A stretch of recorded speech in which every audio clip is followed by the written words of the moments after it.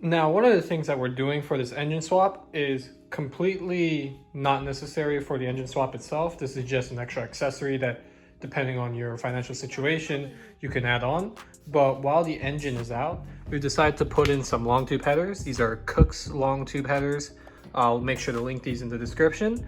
And we thought that we should put these on while the engine is out, because when you put the motor mounts on here, we had to take them off to put the exhaust on. Like the space, trying to put these in the car would be such a pain, and doing it like this would be a far more efficient way of putting it in. And now you can do the engine swap with just the stock manifolds and all that. Obviously they're more restrictive, but I wanted to have some more decent power. This is the truck engine from the F-150, so it's a little lower on power than like the Mustang Coyotes. So I wanted to try and make up for that. So I got the original manifolds off. Now what I need to do is also, as you can see, the studs are gone. So now this gasket that I got from Kooks will go right into place like that. And then along with that, put the headers on there. And they use this different type of locking head stud mechanism that should make it really easy to remove and all that. So we're gonna get right to that.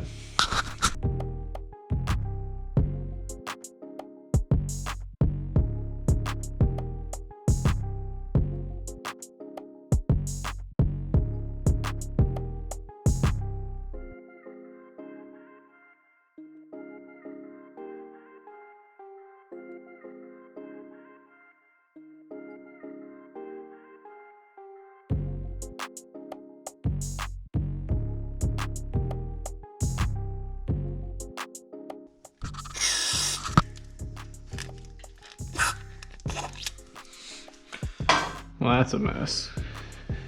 I have to clean that up, definitely. All right. The headers come with a set of bolts, and they come with two sets of bolts. One has a wider thread, and one has more threads on it, and you have to figure out which one actually fits your bolt holes. And the narrower threads are the ones that fit this Coyote. So I'm using this one. Let me spray this one down too. Oh, it's come out. I'm just making a mess everywhere. Jeez. Oh man, I can't imagine doing. I mean, I did headers on the V6, and that was not easy either. I can't imagine it on the on this even. Okay, now so it's going in nice and smooth. I'm gonna use, is this an 11? These 11s? Yeah, I'm gonna use this ratcheting wrench instead. But quarantine's been giving me quite a bit of time to work on this. In some ways it's good. Oh, what's going on? What? Definitely not getting any great angles here. I really don't know why this one's not going on. It's kind of weird.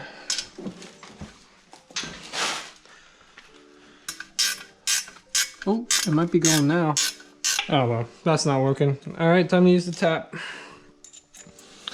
Now this tap, I'll have to slowly but surely use this 8mm to get it all the way around. That's annoying.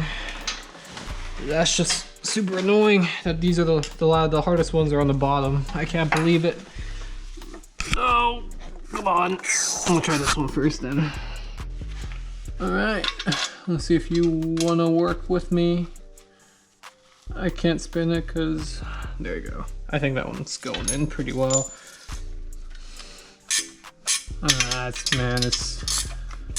It's supposed to go in super easy, so I don't wanna spend time. Yeah, I'm going to use the chasing tap for this one too, which is annoying.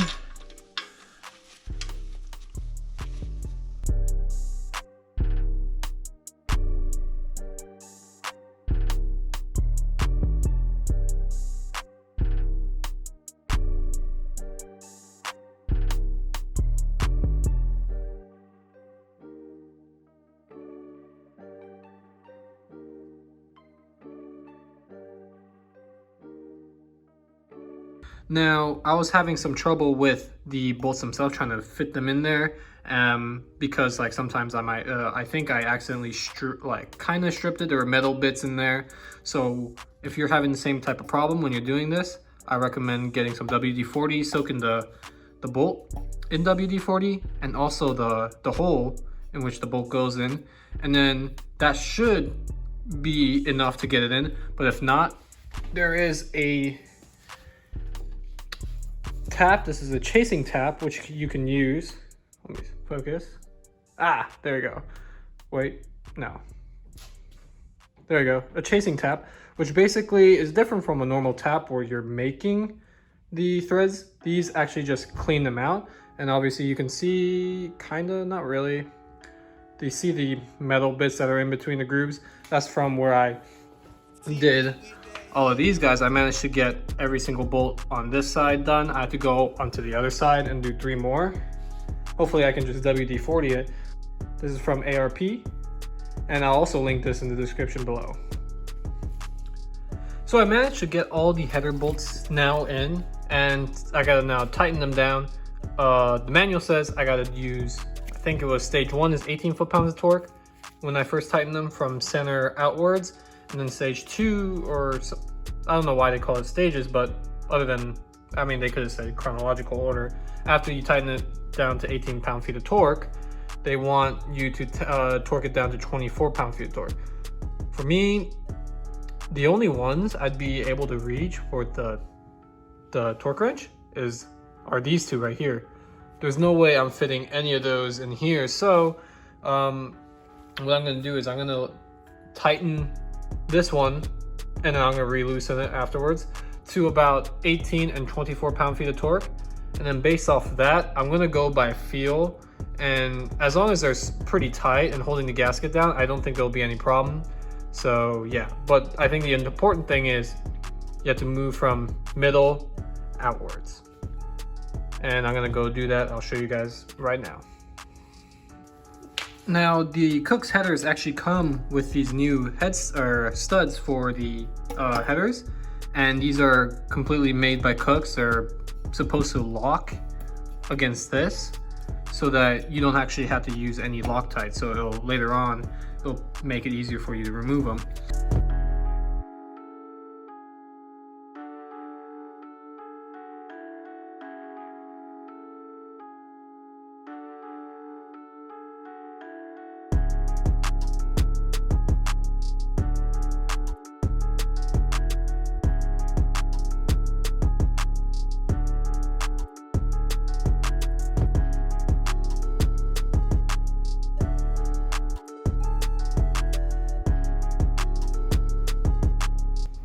So I finally managed to get the headers all bolted up. They're now ready.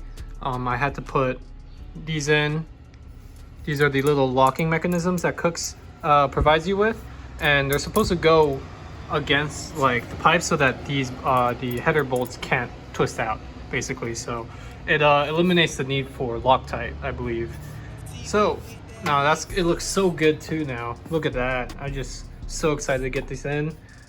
Now remember, this is not necessary for the engine swap. I just wanted to do it because it's going to be so much easier with the engine out. And now I need to put the engine mounts back onto the engine.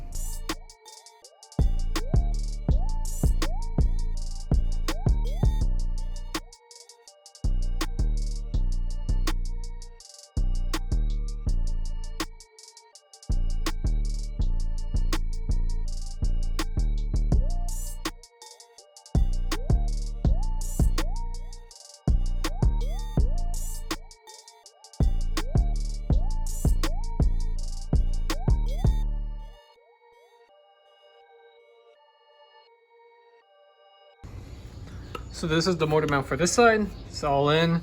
Like, if you look at this would have been such a hard thing to do, to put in the headers.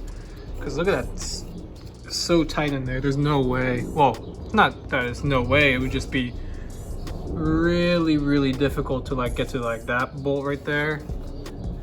And yeah, but this is looking so good. So that concludes episode 2 of the V6 Coyote Swap Mustang project. And as you can see, Obviously with the engine was we already did that, but the long tube headers are installed along with the motor mount sitting right there. And something to note before I end the video is that over here, I don't know how well you can see it, but the driver's side long tube headers, there's going to be some problem if you're going to put these headers on with the engine in the car. You're going to have some problems with the steering column, and I think someone mentioned that in the forums that I read, but you have to basically loosen the steering column in a way that you're able to move it back and forth, and so that you can give yourself enough leverage to get the long tube headers. Because theoretically, from what I'm seeing, is that the steering column goes in between two of the different pipes that come from the exhaust ports. So I wanted to just let you guys know about that. But anyways, in the next episode, I'll be going over the flywheel installation along with the clutch installation. And so guys, if you guys enjoyed this video, please leave a like and subscribe, and stay tuned for episode 3. Take care, guys.